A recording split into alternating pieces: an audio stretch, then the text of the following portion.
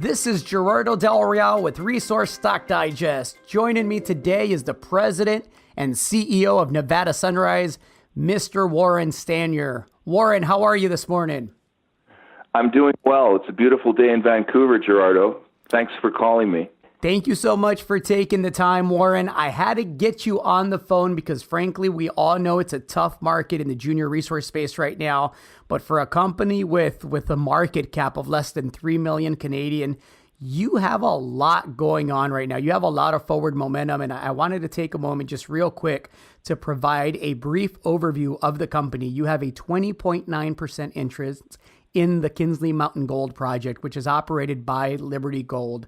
That's a property that's always been attractive to me. You had some great intercepts. There's a ton of exploration upside, but it's a property that has kind of taken second and third in line with Liberty Gold as they develop some of their other assets, although it's still a priority. You also recently optioned two properties, the Lovelock Cobalt Mine and the Treasure Box properties in Nevada, but you retained up to a 20% interest there. And most recently, just a few days ago, you announced potential drill targets on the Coronado VMS property in Nevada. I know that you're excited about that. Before we get to Coronado, because I'm excited as well, I want to talk about the status of the water rights that are in litigation as we speak, because there's been some positive developments on that front. Well, we were denied due process on that forfeiture, and we've been fighting since December of 2016 on that, Gerardo. We're very close now to a hearing date, and what's been gratifying is that in the past few months and year, there have been reversals of similar forfeitures where the state engineer acted in a very capricious manner. I'm just going to quote to you something from a document I received the other day of the most recent reversal of a forfeiture. The state engineer's previous practice of giving notice prior to forfeiture, this court believes was the correct interpretation of the legislative intent. The reinterpretation by the state engineer that no notice was required if the water was not used for over 5 years was an error of law. That's in this document released in late August. This other water right's been returned to the owner, and we believe that, well, it's a very similar case to ours, that ours should be returned as well.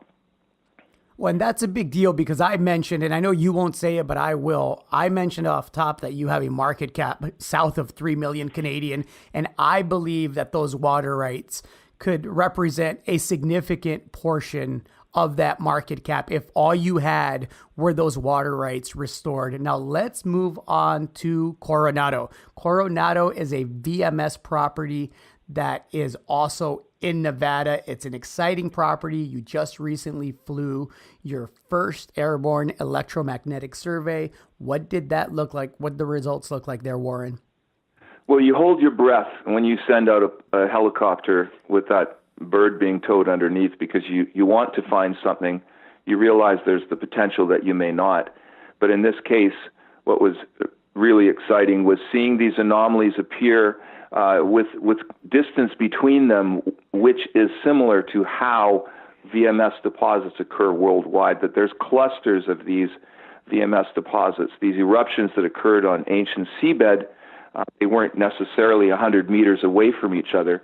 What we have in that area is the Big Mike open pit, the copper mine that was mined out in 1 year because it was quite small, but it was found from an outcrop. That outcrop had gold in it. People knew about it for 30 years, and then they started drilling deep, and that's when they found the copper deposit.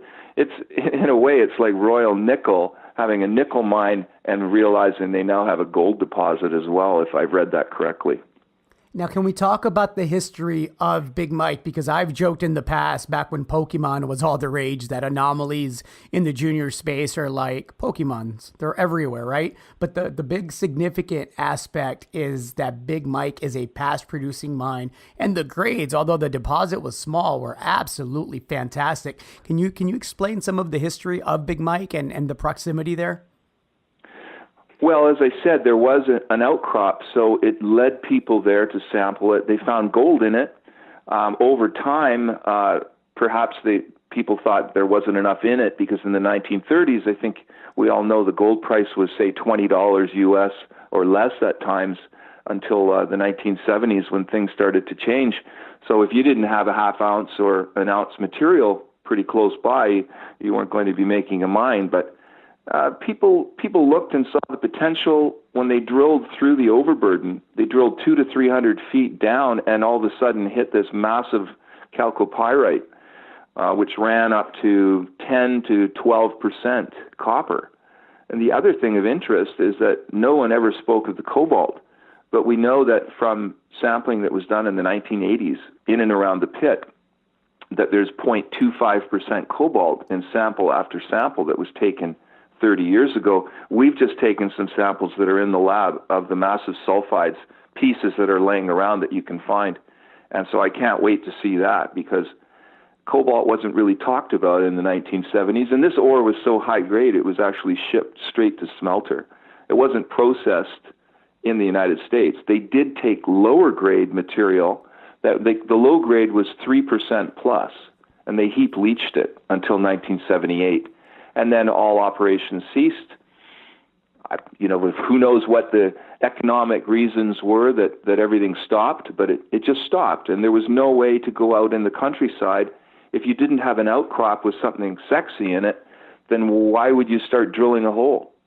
So what we've done in an area where there's dirt covering almost everything, we found some outcrop at Coronado South, and we see the hallmarks of a VMS deposit, the surface expression. So our geologists are very pleased with what they found just 2 weeks ago. You referenced in the news release that you intend to test the best targets with a reconnaissance drilling program before the end of 2018. Can you tell me a bit about the approach there? Well, fortune favors the bold, Gerardo, so we'd like to find out what's there. And because it's only 60 meters down, the first hole that we have planned is 300 feet. Obviously, you have to get some kind of a minimum for a driller, but this is a very expedient way of testing the anomaly, a buggy-rigged coring drill that's drilling one or two shallow holes into the heart of this thing, and if we see what we want to see, then we'll start drilling scissor holes or angled holes through it that are much longer. Fantastic. Well, Warren, I look forward to the results that are in the assay lab. And of course, as always, I'm looking forward to getting a hole in there and seeing what's down there. Is there anything else that you'd like to add? Well, I'd like to tell you that we've also marketed our Golden Arrow project to M Gold Mining Corporation and just signed the deal for that yesterday. It's been hanging for quite a while. It's gone through various iterations. What we've decided to do, it's potentially an outright sale, but we would become a major shareholder of M Gold, symbol EMR, where we would receive 2.5 million shares for 51% interest. Should they go and want to take 100%, they'd issue another 2.5 million shares within 2 years. So we wish them well, and they raised the money, drilled the holes to expand Golden Arrow from 300,000 ounces or so to a larger resource. Well, go ahead, Warren. Sorry, that's gold. That's gold, of course. Absolutely. Well, between the sale of Golden Arrow, the optioning of Lovelock and Treasure Box, the litigation on the water rights, Kinsley Mountain, and now, of course, Coronado, there's a lot of value there. It's a tough market. I'm biased. I participated in the recent financing at 15 cents. I was rewarded for my intellect by seeing that speculation cut in half almost immediately. But I got to say, there's few value propositions with as little downside and as much upside in the market right now as Nevada Sunrise. And you should be commended for keeping active in a tough market and keeping the deal flow happening with properties. So as a shareholder, I want to say thank you, Mike. Thank you, Warren. Well, you're welcome, Gerardo, and we appreciate the support of people like you. And that's one of the reasons I want to drill this project as quickly as possible. You wrote a check. A lot of people wrote checks for that $500,000 we raised, and I want to put it into the ground as soon as we can. Well, Warren, I hope I get to write another check at much higher prices. You said fortune favors the bold. Fingers crossed, right? That's right. all we can do is try. And we have the best tools at our disposal. In Ted DeMattis, we have a VMS expert for Coronado. He's very, very excited. So when geologists who have this level of experience are telling you that this is one of the best things they've ever seen, then you are compelled to drill it and do it as soon as you can.